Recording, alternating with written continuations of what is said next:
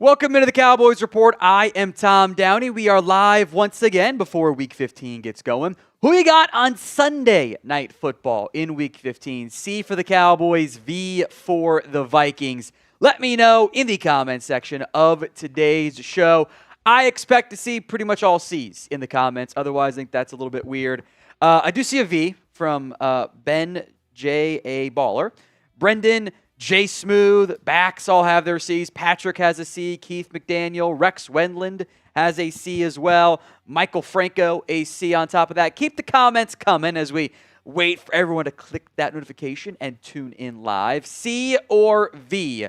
Who you got? More C's coming in from Devin, Andrew, Justin, GKD Records, Julian, Daniel, Danelle, Johan, Julian, Andrew, Zen Hulk. Another guy named Thomas, thank you. Billada. It's back to the handles on YouTube instead of like the actual username, and I hate that because like that's not. I don't think that's actually a good choice by YouTube, but nothing I can do there. Cowboy fan, Ace says C. JM, it's Chico's World. Edward White. Keep the comments coming on today's show. As a reminder of our daily super chat menu, any super at minimum will be a shout out. $5 will get you a raffle entry into today's show. $10 gets you 3 raffle entries. $50 is a shot, and $100 is a beer bong here on the Cowboys Report. I haven't picked out yet what the raffle is going to be for Sunday night. We'll do something signed. I just haven't picked it out quite yet. What is your confidence level right now in the Cowboys beating the Vikings? Scale it for me from 1 to 10 in the comments section of today's show. What is your confidence level in the Cowboys being able to beat the Vikings this Sunday?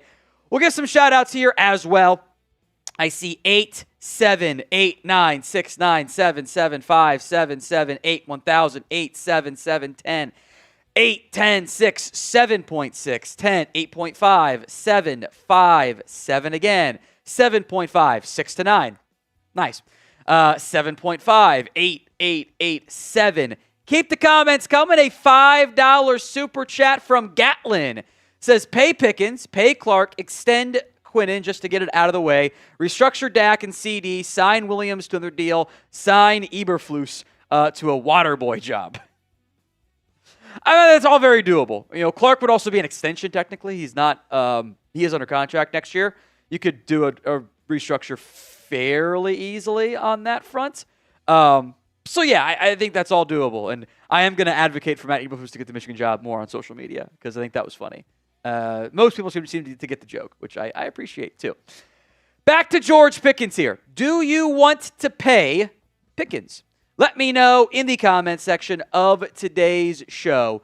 Do you want to pay Pickens? Y for yes, N for no. Let me know in the comments section of today's show. It is the pinned poll as well on this video. Y for yes, N for no. 94% say yes. 6% say D. And this you could put franchise tag for now as a yes, by the way, which I think is reasonable for this Cowboys team. I think is the minimum expectation from the Cowboys, for the Cowboys, I should say, as it relates to Pickens. Now, if you want the Cowboys to beat the Vikings, yes, the Vikings, some idiot said Eagles on the preview, apparently. If you want the Cowboys to beat the Vikings, like the video, please and thank you if you haven't already. The more likes we get, the more likely it is the Cowboys take down Minnesota. Coming up on today's show, we'll discuss some Cowboys news, NFL news as well. ESPN's 2026 NFL Mock Draft as it relates for the Cowboys picks. A mailbag, 2 ways to get in on the show. That's hashtag Cowboys, or skip the line altogether via Super Chat. And we will run through another Cowboys-Vikings preview. All of that coming up live right here on the Cowboys Report.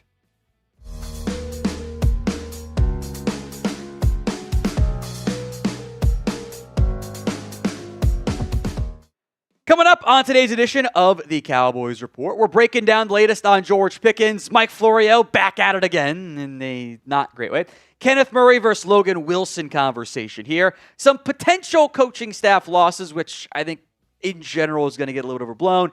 and some NFL news that impacts the Cowboys. Before we dive into that, we are actually losing the share battle right now. Between the Cowboys Report and Eagles Now, we are a dozen, we could round if we want to, away. Maybe by the time the video goes out, we'll be a dozen away on the share battle between us and Eagles Now, videos only, not shorts or live shows. Help us out. Help us win by sharing today's video on social media. Let's talk George Pickens here. So Mike Florio had what I will only describe as a classic Florio moment. After Jerry Jones, I'll get to his quotes in a second, backed George Pickens publicly, Florio went full Florio and said that was a bad thing for the Cowboys. Here's what Jerry said first. On 105 through the Fan, says Pickens brings everything to the table. He brings enough pluses to the table to frankly live with what's going on, this type of criticism. The criticism in my mind is he a competitor? And when he gets out there, can he come down with the ball? Does he compete when he's out there? A triple plus, which I think he means like yes to all of those. So Florio saw that and wrote, "Congratulations, Jerry. You're successfully painting yourself into a corner that will require $40 million per year in new money to escape. And once that happens, Pickens will have the upper hand in the relationship. Some would question whether he can beat trust with that kind of power. Jones apparently does not." How did we get to that point? That is a classic, wild Mike Florio leap in logic from step A to step D, maybe step Q, and we're skipping all the other ones in between. How does publicly supporting a player who is being criticized mean you are required to pay him $40 million per year? There's no, that's just I picked a number and ran with it. I made him the highest paid receiver because. There's no way Jerry can win with Florio here. Now, the best way to win the game is to actually not play and not do radio interviews, but it's Jerry. We've kind of lost that battle already. If you don't back the player, then people like Florio are writing, Jerry's not going to franchise tag George Pickens. You back the player, and now you're paying him $40 million you're required to. There's nothing required about this, actually. That's just a massive leap in logic that Florio loves to do all the time. And this is the stuff I do not like about Mike Florio. It's the never admitting fault, it's the holier-than-thou crap he always does. He says, oh, we don't traffic in rumors. Yes, you do. You just invented one, actually. This stuff annoys me. So, a little bit more to come on George. Do you want to pay Pickens? Y for yes, N for no. Let me know in the comment section of today's show. Do you want the Cowboys to go pay George Pickens? Look, the highest paid receiver per year number wasn't an accident. It was Jamar Chase-esque money. Like that's what Florio was going for here. And that's so be it, I suppose, in the end, of just like how it's always going to seemingly be when it comes to Florio and the Cowboys. But I don't think there's actually a long list of teams lining up to pay him massive amounts of money. I don't really think that is the case. Look, the league-wide expectation here is that the Cowboys are going to at least tag George Pickens at that $28 million figure. That's the expectation. I think that's the likely outcome here. I don't know if there's a long list of teams who need a receiver, but are they going to be falling over themselves to set a record deal for George Pickens? I don't think so, because I don't know if he actually works that well with every team as we saw in Pittsburgh. Let's go to Kenneth Murray / Logan Wilson here. Brian Schottenheimer keeps backing Kenneth Murray, but Jerry Jones did not on 105.3 The Fan, and we're now into who's right, owner Jerry and coach Jerry or the actual coach. Here's what Jerry said when asked about it. I am sure you will see more of Logan than you might have seen the other day. That's naturally, this is Logan's 4th game coming up. It's actually his 5th, by the way. Main thing is that we do have some alternatives. We can do some things that will give him some better keys. But the big thing is he, Kenneth Murray, has some competition there, and that's as much as you can ask for to correct something at this time of the year. Here are the snap counts by game between Logan Wilson and between Kenneth Murray. Wilson played more in the first game. Now, I think a large part of that was the game was over. The Cowboys had won, and they were giving Wilson more reps to get him ramped up to speed. But since then, it has been a pretty heavy advantage in favor of Kenneth Murray versus Logan Wilson, averaging around double-digit snaps more per game, about 17-ish% more on average, despite the fact that, look, Kenneth Murray's not playing well. I know what Brian Schottenheimer says publicly. There are too many moments of him. He's actually been fine at times in coverage. I don't think anybody on this team gets enough depth in the zones at times, it feels like. But the run support has been a massive liability. Murray is definitely more athletic than Logan Wilson is. There is no doubt of that. But I think Logan Wilson is much more likely to be in their correct place. Shoddy kind of loses me when he says, we like Logan Wilson's instincts, like where he is essentially, and the fact that, he says Kenneth Murray plays physical when, no, he doesn't. He's not playing physical at all. I would like to see Overshown get all of the snaps. It hasn't really happened yet. Don't know if that's a ramp-up thing or not. And then if you're going to split, okay, but I think that split should essentially be flipped in favor of Logan Wilson. So pick a linebacker for me. Who would you rather play more of? KM for Kenneth Murray, LW for Logan Wilson. Let me know in the comments section of today's show. Look, I don't think Logan Wilson is likely to be a true long-term solution at linebacker, but I think the possibility of him being an upgrade is out there. It does exist. I know that Shoddy backed Kenneth Murray again. I do wonder if that is just coach speak. I do wonder if that is if it's the guy's doing all the things right off the field, therefore I'm going to publicly support him. Or do they actually think he's playing well? I know Shoddy said that sometimes it might look one way or another on film, but actually doing the right things. Okay, because I think it looks bad on film when the player is not fitting the gap right and runs away from contact. So be it. Today's show is made possible by Ethos. As a father of 2 kids, it's not fun to think about what would happen if something happened to you, but you do need to be prepared. Protect your family with life insurance from Ethos. Get your free quote at ethos.com/NFL Daily. That's ethos.com/NFL Daily. Ethos is a trustworthy company that disrupts the traditional life insurance industry. And as of March 2025, Business Insider named Ethos the #1 no medical exam instant life insurance provider.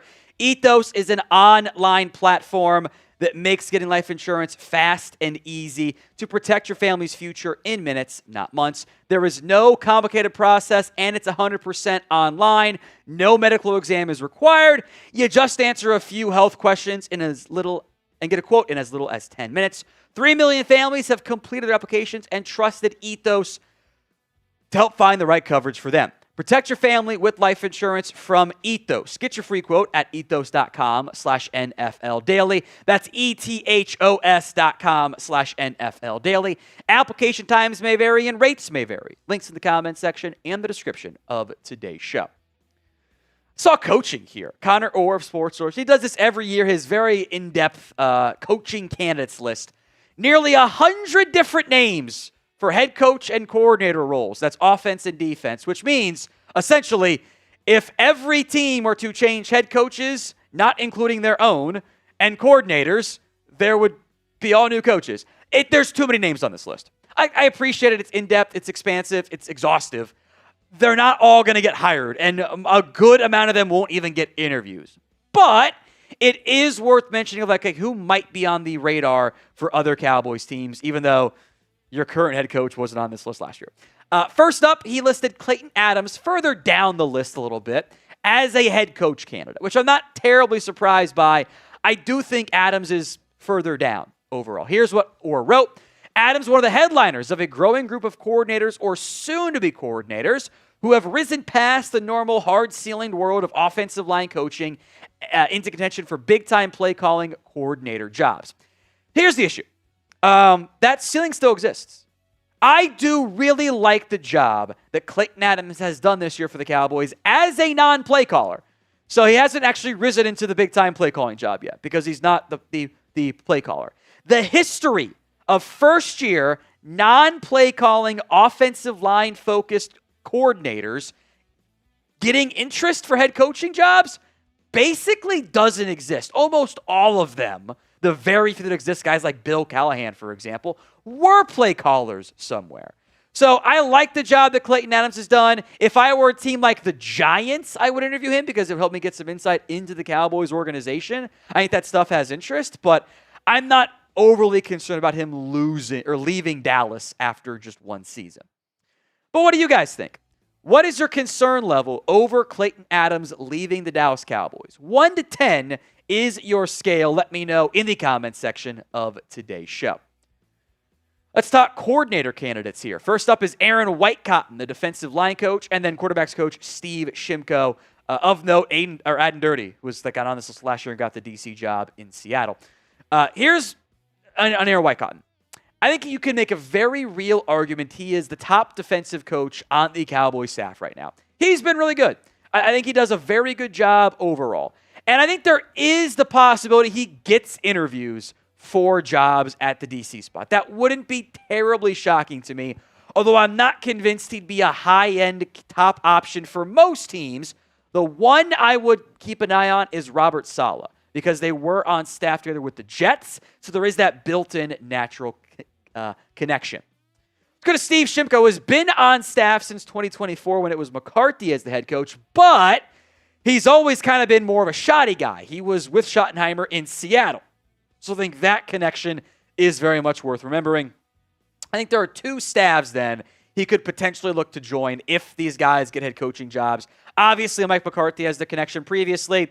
Something tells me Scott Tolzien will end up being Mike McCarthy's offensive coordinator, or at least quarterbacks coach, but probably OC if he gets a job somewhere. So I'm not as convinced on McCarthy. One name is Jeff Hafley, who is the current Packers defensive coordinator. Shimko was on staff with Hafley at Boston College, was even his offensive coordinator briefly. So there is that built-in connection already. Then again, if you're Jeff Hafley, do you just want to run it back with your Boston College coaching staff?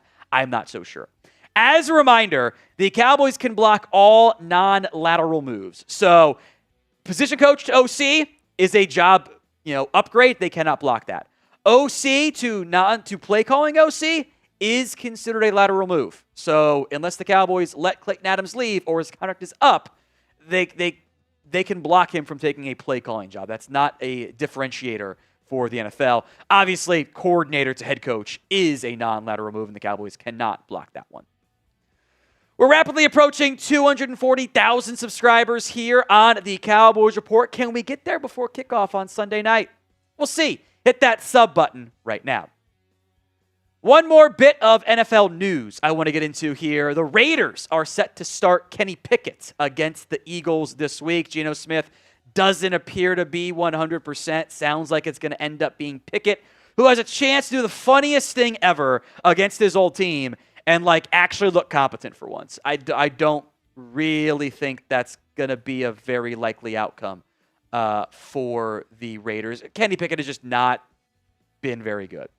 He has not been a good football player at pretty much any point over the course of his career. The Eagles are heavy favorites. They are 11.5-point favorites in a game in which the over-under is 38.5.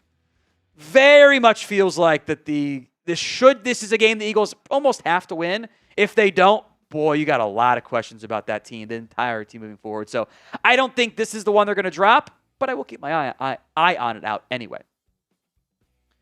So what is your confidence level in the Cowboys beating the Vikings? Let me know in the comment section of today's show.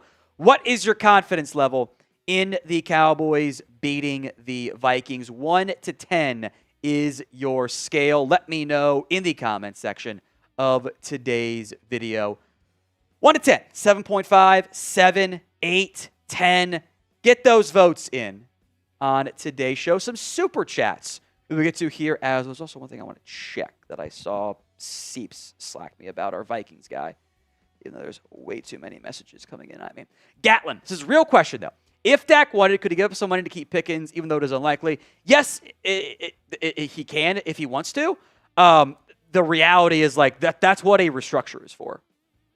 He can give up money on the salary cap and restructure it. That's what he would do. And you see it all the time with big media. Certain quarterbacks get that of they announce the restructure and it's treated as oh, he took less money, but it's actually not. It's changing how it impacts the cap immediately. That would be the actual scenario. Brendan says, forget Florio. He is a Vikings fan.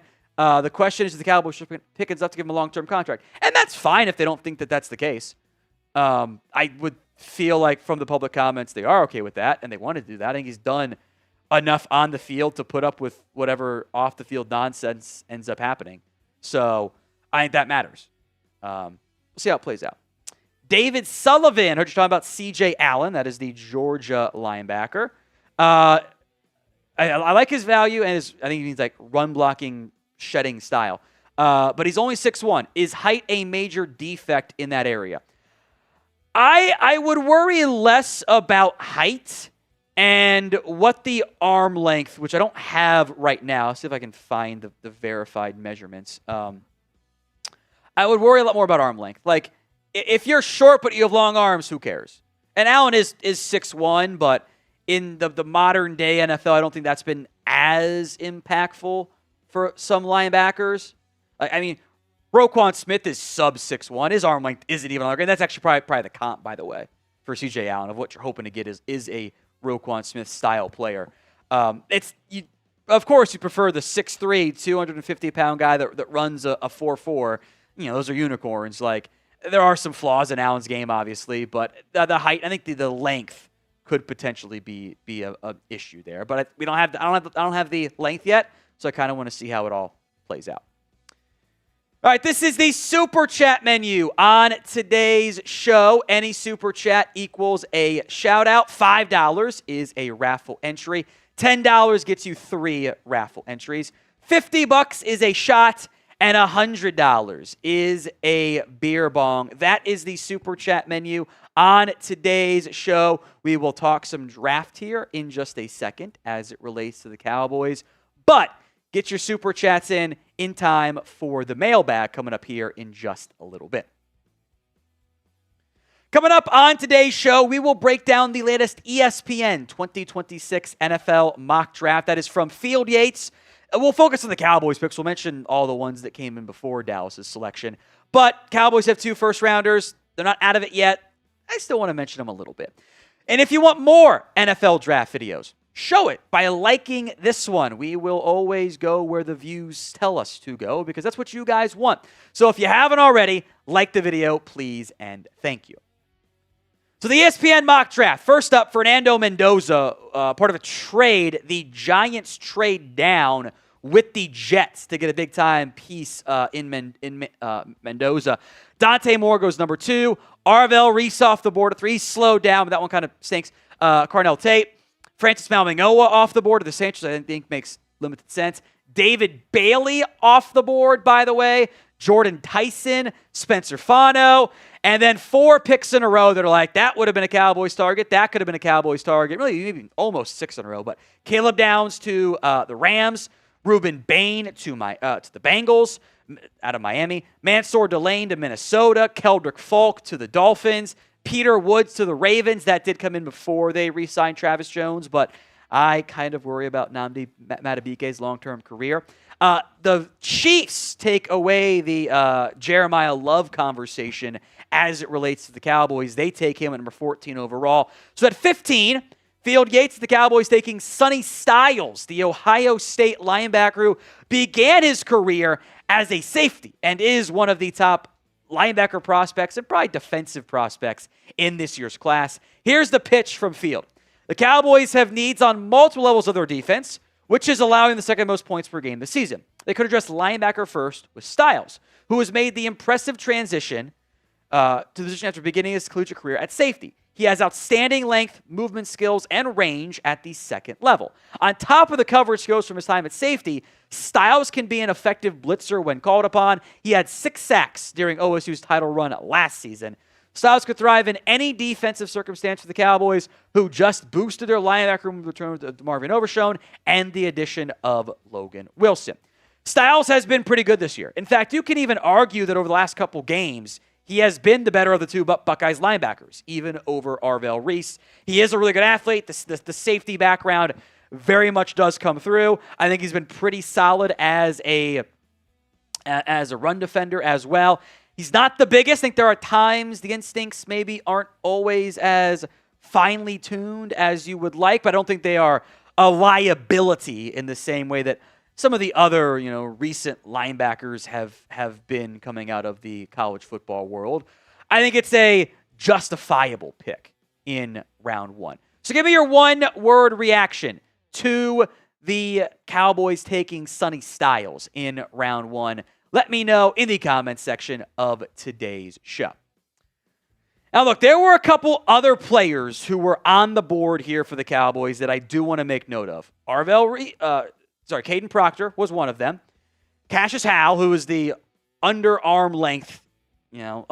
arm length edge. Avion Terrell, Jermon McCoy, pair of corners, and also C.J. Allen. Now, it's funny that Sonny Styles, by the way, is 20 years old and a senior captain. I don't think we've seen the best version of him. The range, the speed is really good. I don't see a massive difference between Sonny Styles and between C.J. Allen. I do think C.J. Allen has a little bit better instincts. I wouldn't be surprised, though, if Sonny Styles tested a little bit better than C.J. Allen. If you can get one of these linebackers, you might have to take them before that second first-round pick for the Cowboys. But if you can get one of those linebackers, I wonder if Allen fits just 5% better alongside Overshown than Styles fits alongside Overshown. Either way, adding an impact linebacker to help fix the spine of your defense, I think would go a nice way. I wouldn't be mad at either pick for the Cowboys, especially if you're outside that top 10 range. Today's show is made possible by Bubs Naturals. You guys can get 20% off at Bubs Naturals by using code CHAT at checkout. They don't just make the cleanest and most effective collagen peptides in the world. They also sell electrolyte supplements, MCT oil creamer, and more. Bubs is super easy to use. You mix it into your coffee, smoothie, or juice each morning. It's tasteless, odorless, and dissolves instantly. There's no clumps or weird aftertaste. Look, in your mid-20s, your body naturally produces less collagen every single year. And that's what Bubs Naturals Collagen Peptides is for. Helps restore your collagen levels closer to what your body naturally had in its youth to help out with your joints, your hair, your nails, smoother skin, faster recovery, and even a little bit more. Live better longer with Bubs Naturals. For a limited time only, you guys can get 20% off at Bubs Naturals by using code CHAT at checkout. Head to BUBS, that's Bubs, BUBSnaturals.com, and use code CHAT at checkout, and you're all set. After your purchase, they will ask you where you heard about them. Support our show. Tell them we sent you.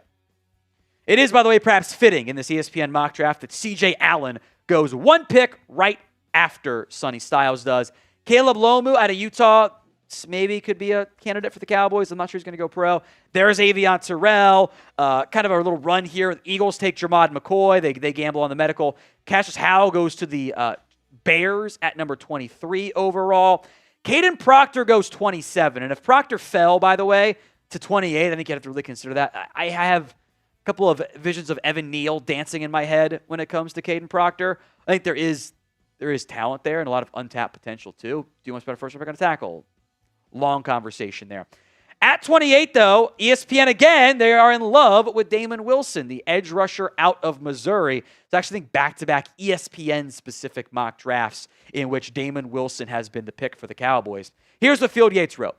The defensive advancement would continue for the Cowboys here via Wilson, who broke out in 2025 after transferring from Georgia. His 9 sacks with the Tigers nearly tripled his 3.5 sacks over the first 2 seasons of his collegiate career. Wilson has very good length, first step quickness, and torque to bend the edge. He also brought it in big games this season with 4 sacks against teams ranked in the top 10. After shoring up the interior defensive line by trading for Quinnen Williams, Wilson could be a game changer on the edge for the Cowboys. I don't think Wilson's a bad pick, but I do know there are plenty who are higher on the other Missouri edge. That's Zion Young, including but not limited to. PFF has been higher on him. Dane Brugler has been higher on Zion Young. I wonder if that's an eligibility thing, but Zion cracked his top 35, I think it was. Wilson did not crack the top 50 at all. So grade, we'll spend some more time on Wilson here, but grade the Cowboys mock draft from ESPN. A, B, C, D, or F? Let me know in the comment section of today's show. Where Zion Young is the better, run stopper and everything, I think you've seen a lot of very good play out of Wilson as a pass rusher, even if we are counting Vanderbilt as one of the sacks of a top 10 team. But he had a sack. But he played go to top 25. He showed up in that game. That stuff does matter. Not much difference between the TFLs and the tackles and the sacks. He's a pass rusher. That's what he does best. The Cowboys have kind of trended towards more of the bigger bodies at edge in recent years. I am curious how they would feel about that moving forward. Couple notable names who were still on the board for the Cowboys. The corners, Colton Hood and Brandon Cisse, who just declared out of South Carolina. The other Texas Tech edge, Romello Height, Zion Young out of Missouri. And then TJ Parker didn't even actually go in the first round of this ESPN mock draft, which I found pretty interesting. Look, his play declined this year. We can call it what it was. He wasn't as good in 2025 as he was in 2024. That was kind of true for the entire Clemson defense. Figuring out why is something you need to identify because, he was in the top 5 pick conversation because he had 11 sacks, 19 and a half TFLs as a sophomore. It's like, wow, if he does it again, he's going to be a top 10 pick. And then he kind of essentially had those numbers cut in half. So that, I'm not surprised he fell, but that one is worth mentioning. I also want to mention this too. There was the one trade at number 1 in the Field Gates mock draft, no others. This is going to be a draft where I think a lot of people watching are going to go, can you trade down here? Why not just trade down here? It kind of reminds me of last year's class where the Cowboys had an offer from Houston to trade down, but it wasn't that good of an offer. I would expect in this year's class, with just kind of some of the lack of top-end talent, everything else, that there's going to be a lot of teams who are down to move down, but not that many teams who really, truly want to move up. You can get in on today's mailbag via hashtag Cowboys or skip that line altogether via Super Chat. Free, simple, and easy to do. Let me know in the comments section of today's show with any questions and everything else that you have. Get your questions in. Hashtag Cowboys. Skip the line altogether. Making sure I haven't missed the Cowboys injury report. Not yet. Do have the Vikings one, which is noteworthy. But get your questions in and Super Chats as well. I see Bax has some in there as well. Cowboy Rob mentioned Mateo Uyunglele. Yeah. Hasn't been as, I want to be a little bit more dominant. Because he has that profile of being so good. He just hasn't put it all together. Could have gone a big-time CFP run, though. The Super Chat menu, by the way, any Super Chat is a shout-out. $5 gets you into our raffle. $10 gets you 3 raffle entries. $50 is a shot, and $100 is a beer bong. That is the Super Chat menu here on today's show. As soon as AP gives me the thumbs up, we will dive into the mailbag. So get your questions in via hashtag Cowboys. Skip the line altogether via Super Chat. We got a super thanks to begin today's mailbag from CJ DeYoung III. He says, how does our draft standing change if we go 10-6-1 as opposed to 9-7-1? Thanks. It's a good question, CJ. A lot of this depends on what are the other teams' records. With the tie, you'll essentially be behind in the draft order all the other 9-win teams and all the other 10-win teams. There might not be another 10-win team. There might be one 10-win team, potentially, which means you might only lose 1 or 2 spots or maybe 0. That tie kind of complicates things a little bit. I think at most you're looking at a 2 to 3 pick difference in the end, if that. Now, if you want into our weekly raffles here on our game days, very simple. A $5 super thanks like CJ did gets you into the raffle. Hunter M, video idea. Can you make one about what you would do to fix this team as a hypothetical owner, defensive personnel, coaching staff, as well as would you tank the rest of this year for draft picks? And who in perfect world would you draft or extend? Big fan of the show. You guys have been my brightest spot all year. Keep up the great work. Thank you, Hunter. So we will do, essentially you're describing perfect offseason. And we will do that after the season ends. That'll be one of our earlier, probably first week or 2 videos of perfect offseason plan for the Cowboys, what I would do. As it relates to tanking, I don't see a ton of benefits because, again, we're talking, you're not getting a top 10 pick. You have too many wins already. So, the difference there is pretty minimal in terms of, actually boosting your draft stock. I think there are more benefits to trying to build more of a winning culture because I don't think this team can just turn it off and on. I don't think that they're built like that. Not that many are. $5 from Matt Temple. With Phillip Rivers coming out of retirement, I am thinking we call back Sean Lee, DeMarcus Ware, Dat Wynn, Dexter Coakley, and let's be honest, our defense couldn't get worse. And then he said, how would you feel about bringing back Gilmore, hear me out, Terrence Newman, or Anthony Henry? It's funny, all of the Phillip Rivers stuff. DeMarcus Ware would be my call because I think he actually might kind of be in close enough shape to being able to play and have success and do something fun and entertaining. I don't know if it's it's obviously probably not going to happen as fun as it would be. But I think it's entertaining and engaging, and it's a fun, hypothetical, okay, if you could actually bring back somebody out of retirement, who would it be that's, actually able to play right now? I don't know if Terrence Newman still has it. Maybe if Mike Zimmer was here, that would have been an option.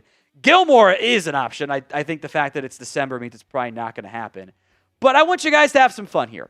Name a former Cowboy who do you want to convince to unretire and come play and could still help you. Not the prime version of themselves like the current version. Let me know in the comments of today's show. The Kraken, $2 super chat. How do you feel about Jacob Rodriguez from Texas Tech? I'm a fan. He's a good football player.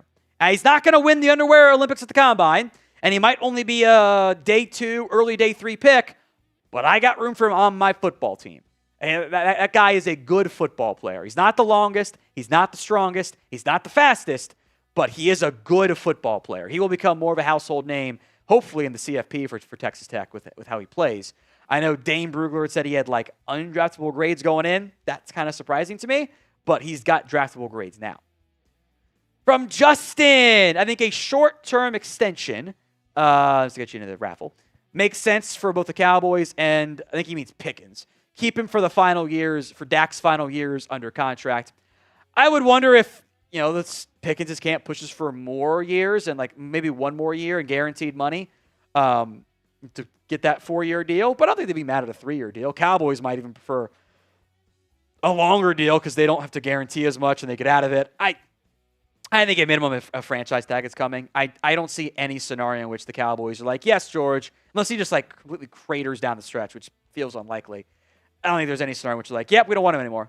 I do think building around this current Dak window is by far the correct move for this Cowboys team. In fact, I would argue it's the only viable strategy the Cowboys have right now. Whether it works or not, it's very hard to make things work in the NFL.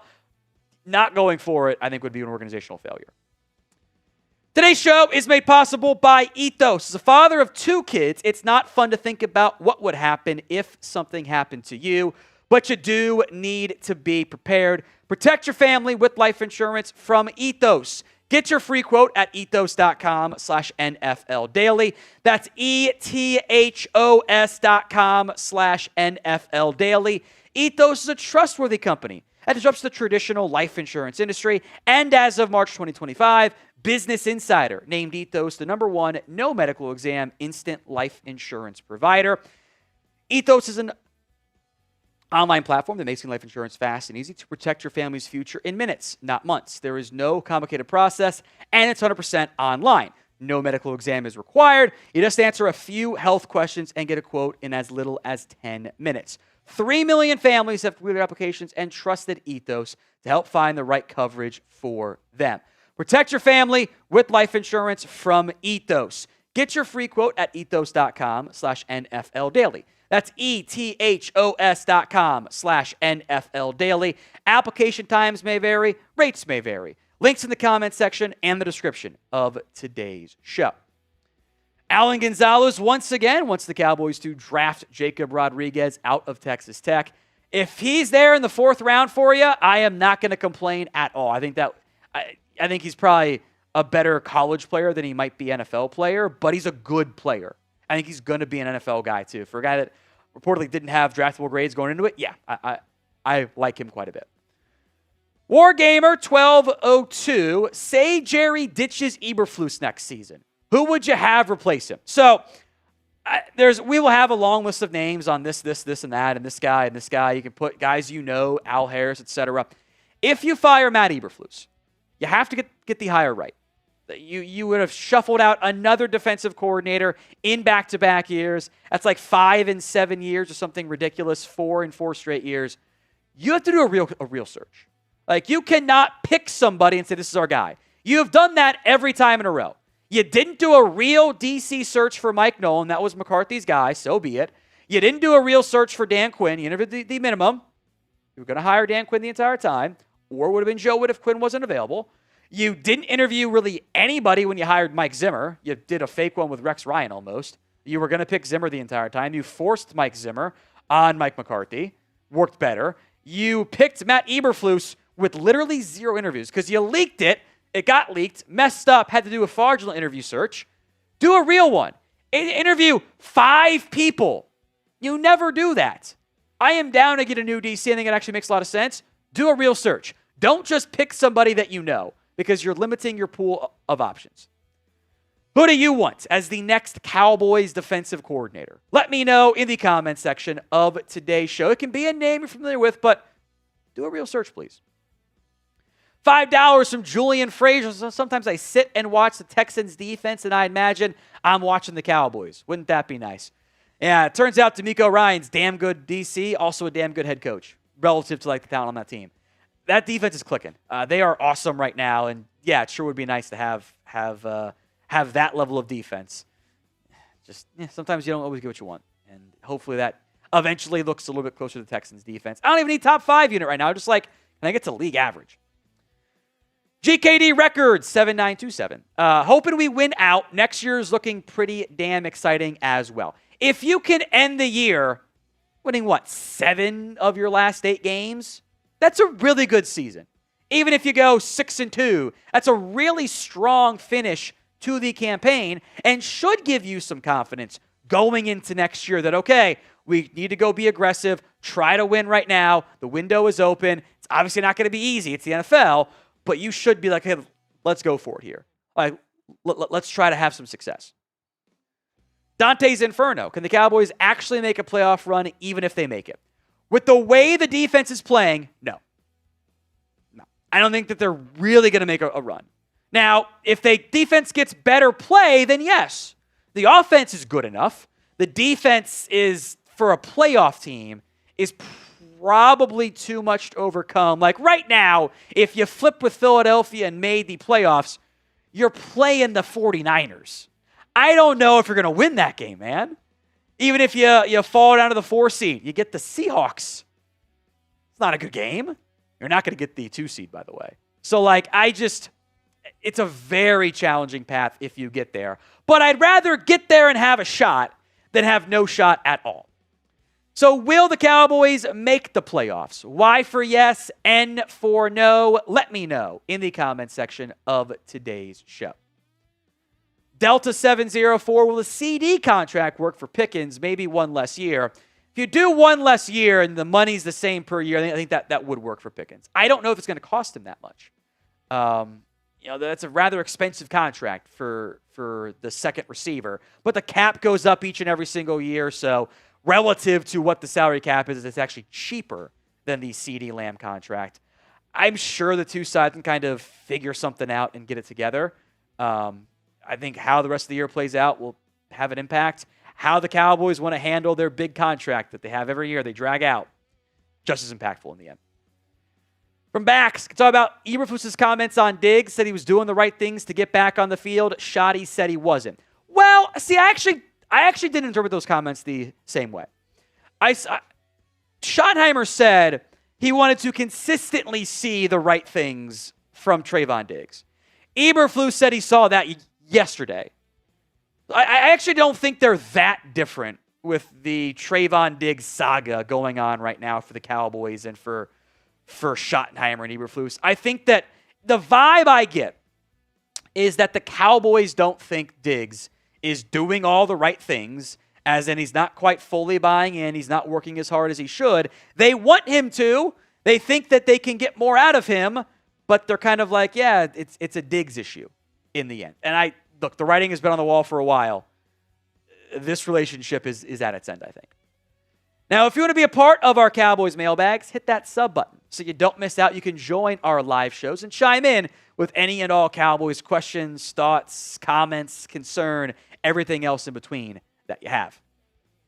I think this is Matt Hervey because YouTube's back to the handles and I hate it. Linebacker, edge, corner are your main needs. You can get 2 in the draft, 1 in the offseason. Offseason-wise, who will be the top free agents? This is the problem you face here. The top available players are just not going to be the best guys. With the salary cap continuing to rise and rise and rise, like outside of like old players like a Khalil Mack, for example, man, it's just like Trey Hendrickson coming off the injury. It's not great. Linebacker, I do think you could maybe get Quincy Williams, but like he's also coming off of a down season. Joey Bosa, some of those mercenary edges will be available. Cornerback-wise, I'm looking at my list. Jamel Dean, but like he's going to command probably more than you'd like to pay him. There's not that many great corners that hit the open market. There's not that many great players these days. I think linebacker or veteran edge might be your main targets to go pursue. MF coming soon. You might have answered this. Who are your top 5 choices for DC? Would Al Harris make that list? I think I want to see who gets fired because I think you might have some decent candidates who were on staffs that are now available. Al Harris can be on my list, but I'm not just going to give Al Harris the job. The quarterback turnover rates are always good under Al Harris. The Cowboys internally seem to not love the way Al Harris handled Trevon Diggs. That seems to be part of their issue. I don't know if Harris is going to have the same level of interest from the Cowboys side and or vice versa that we might otherwise expect.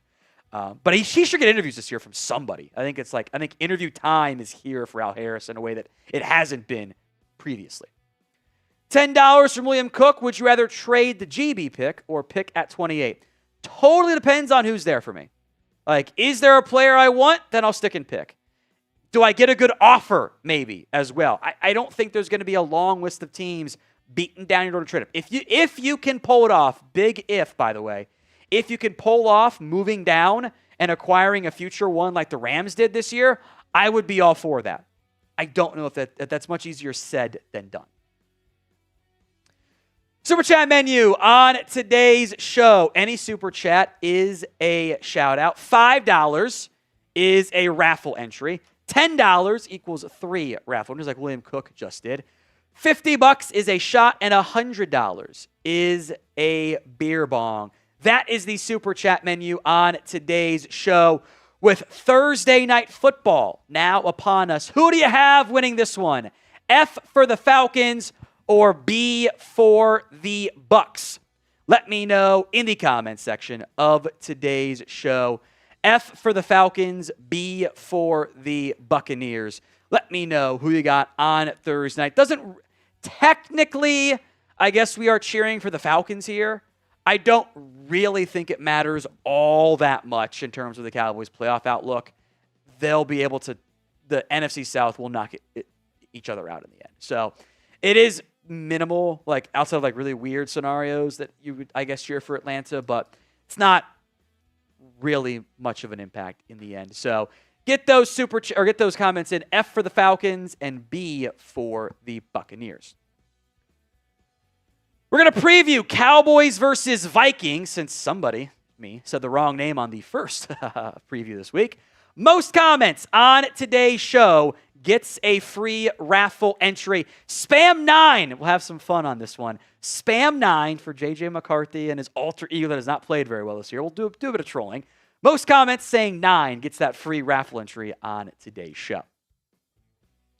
Week 15, the Dallas Cowboys hosting the Minnesota Vikings on Sunday Night Football. The Cowboys are 6.5-point favorites against a still kind of struggling Vikings team that was better last week, but still has a lot of room for improvement. As we do every week, the Cowboys injury report is based on what we know Thursday, because we film it on our Thursday live show, goes out Sunday morning. Details here. So Tyler Guyton, again, did not participate at practice Wednesday or Thursday. I do not think he will play. Malik Hooker, back at practice after missing it on Wednesday for personal reason. He will be good to go. Jadeveon Clowney was limited again on Thursday, so still kind of a toss-up there. Trevon Diggs, limited again as well. We'll see. I think it's a Cowboys decision at this point. I think he thinks he's ready to go.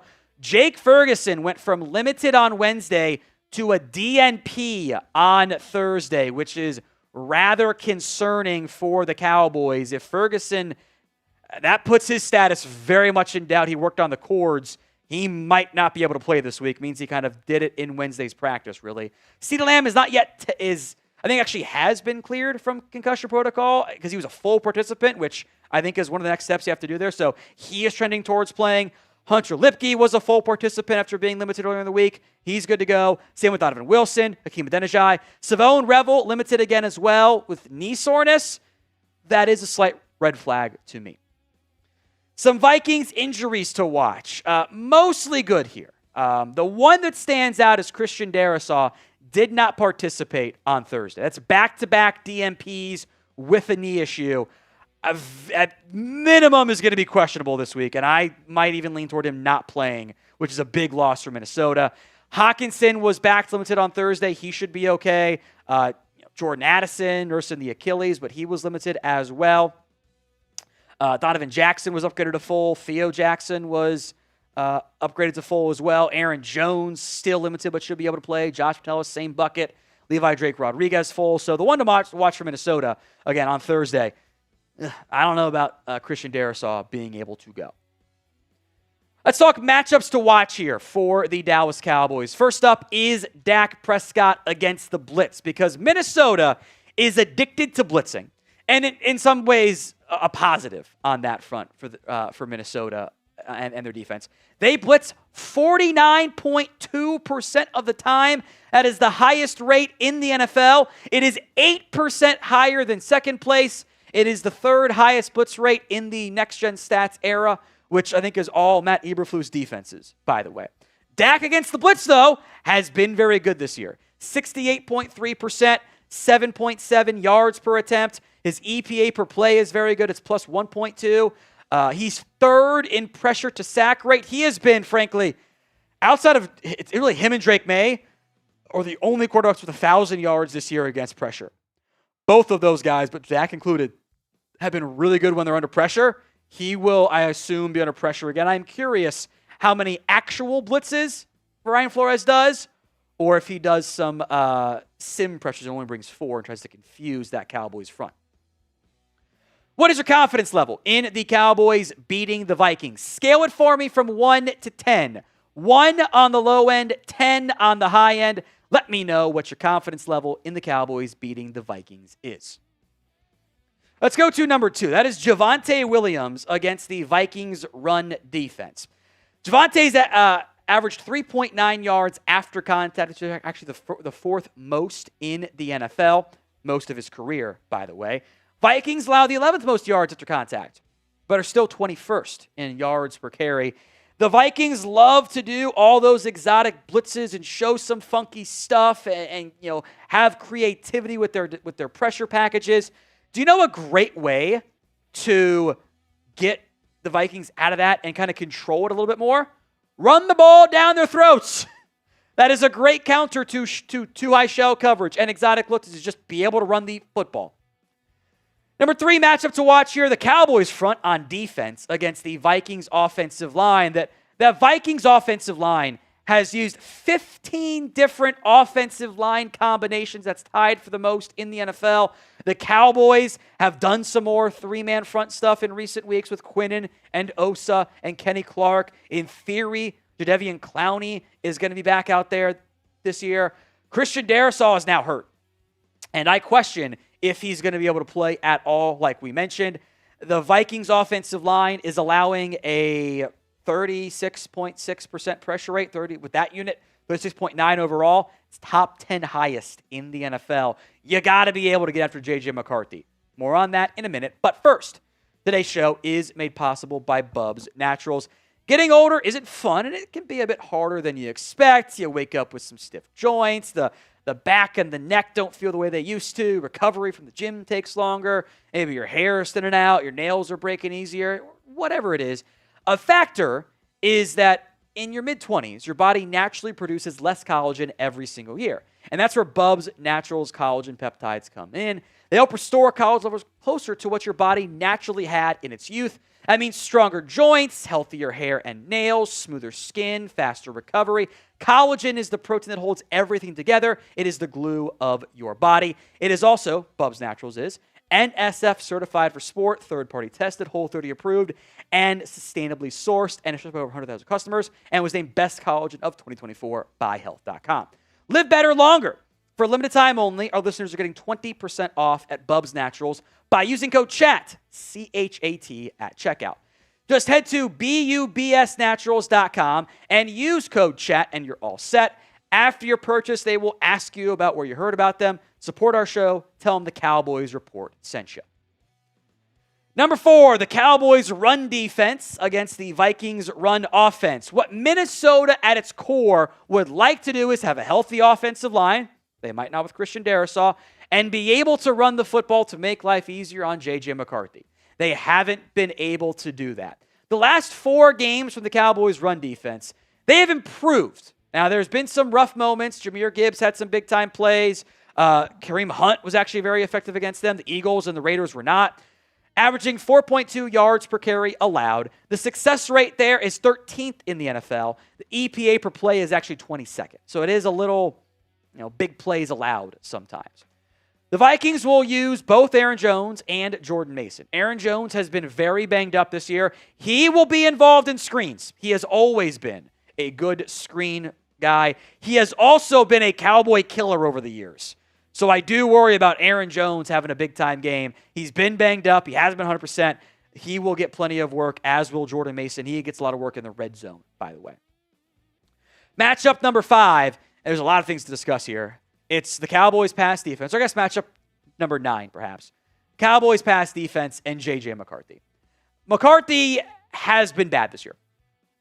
He has not had success. He has struggled. He is just, frankly, been inaccurate. He hasn't looked comfortable far too often. His footwork gets a mess. Second highest rate in the NFL this year, but is completing 41.3% of those attempts. That is the 5th lowest in the league. He has generated 8.3 yards per attempt on such throws. That is the 3rd fewest, with 9 interceptions for 9. Go figure. 3rd most in the NFL. Against the blitz and not blitz. When defenses have elected to not blitz McCarthy this year and instead drop 7 or more into coverage, he completed passes at the lowest rate in the NFL at 56.6%, averaging the 2nd fewest yards per attempt ahead of only Dillon Gabriel. The EPA per play out of McCarthy against the blitz versus when there's no blitz is minus 0.44 with the blitz and minus 2.4 with no blitz. Eberflus doesn't like blitzing. Either way, that would be a really good number. It is not a promising situation right now for J.J. McCarthy. Let's talk some players to watch in this one. CeeDee Lamb, which that is very clearly not CeeDee Lamb. So let's just pause and we'll finish this up later. So we'll do the rest of that later, Aiden. Let's get to a comment driver here. So we'll come back to that because all of those are not going to work. So let's go to this one. Who scores the first TD for the Cowboys? Let me know in the comment section of today's show. Who scores that first TD for the Cowboys this year?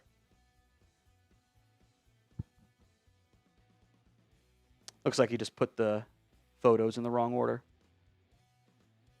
Sorry if it was buffering, by the way, for you guys. Not sure what happened there. Don't know if whose end that was. I'll check our stream settings. I don't see anything. So, okay. Who scores that first TD? Span forward is fun, actually. It's a very intriguing, especially with real uncertainty of just like if Jake Ferguson's going to be a player. I would not be surprised if Ferguson is unable to go. The calf injury clearly seemed to be suffered on at Wednesday's practice. And I always say, limited on Wednesday, you should be good to go unless it happened during practice. It happened during practice. That's what I take away from that, from, regressing on that front. Someone said Diggs. That'd be fun. George Pickens. I like it. Pick 6 for Overshown. Wouldn't that be fun? Diggs, Javonte Williams, Span Ford, Pickens, Lamb. Who scores that first touchdown for the Cowboys against the Vikings on Sunday night? Always fun to get that one right. I remember the first time we did it. We did it going into week 1 of the Giants Sunday night game like 2 years ago. And the correct answer was Noah Igbinoghene. And 0 people got that one right. Because how would you ever guess block kick or block field goal touchdown out of Igbinoghene? Like, people don't even know what the number was. Who was that out there? I hadn't seen him play yet. It was insane. Get some more. Brandon Aubrey. That'd be fun. Dak Prescott, Luke Schoonmaker, which I kind of want to see more Span Ford. Something tells me that they won't, but we'll see. Javonte Williams. It's got Jonathan Mingo in there. I hope not. I hope it's not Mingo. Well, actually, I guess it'd be a good. I would be, here's how I answer this, actually. If you told me that Jonathan Mingo was the first Cowboy to score a touchdown, I would go, oh my God, was it a blowout and in garbage time?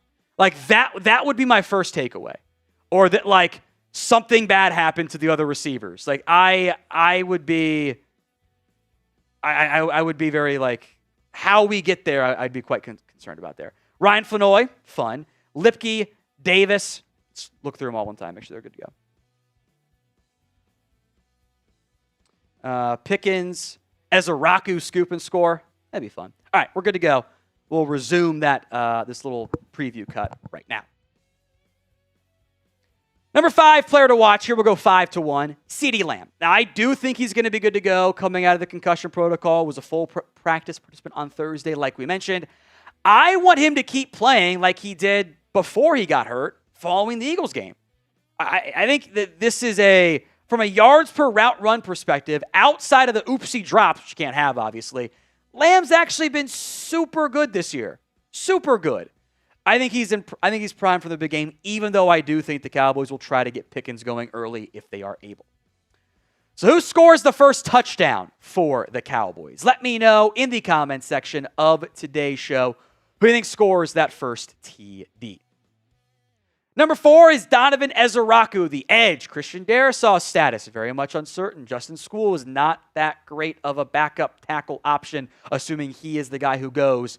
I almost wonder, I hesitate to say it, but I do wonder if there's been a little bit of a rookie wall that Ezaraku has run into. He's still been very good as a run defender, but a lot of those pressure stuff has gone down a little bit. He hasn't been as good. In part, I think teams have kind of figured out, okay, that's their best edge rusher right now. Might actually be Ezaraku, the one that they're most worried about. But he's been a really good run defender. That stuff matters.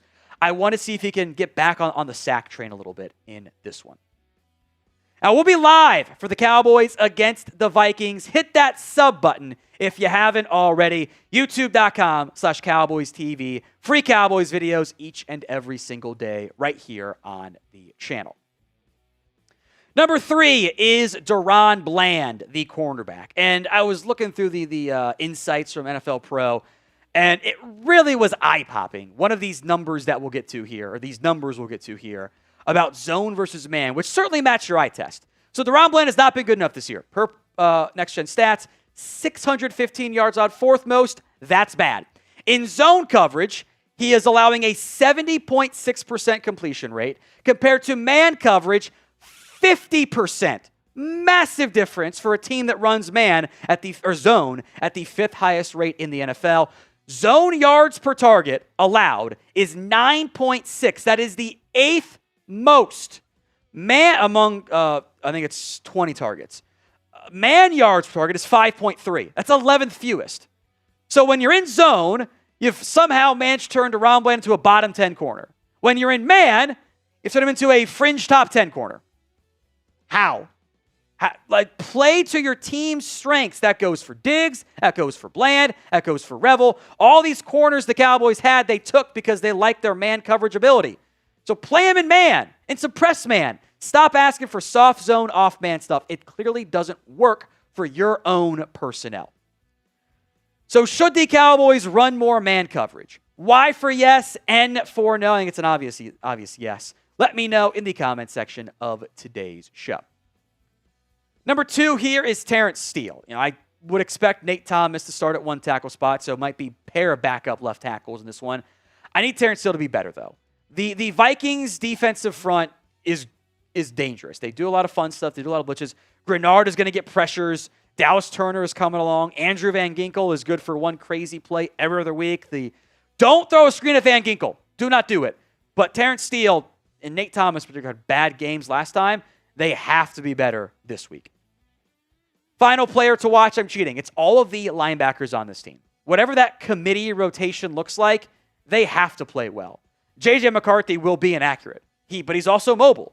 They will try to run the ball against you. Your linebackers have to show up. If they don't show up, I don't think you're going to be in for a very good time on Sunday. I think your linebackers, overshown in particular, but whether it's Wilson, Murray, Leafau, James, they have to step up here. Before we go, do you guys want to pay George Pickens? Y for yes, N for no. Let me know in the comments section of today's show. Do you want to pay George Pickens? Y for yes, N for no. Let me know in the comments section of today's show. Someone's arguing with me over the zone man rates.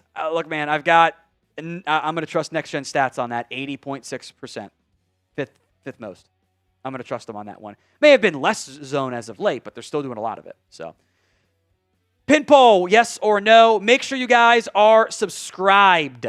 Help us get to 240K subscribers here. We're 555 away. Don't miss out. Hit that sub button right now.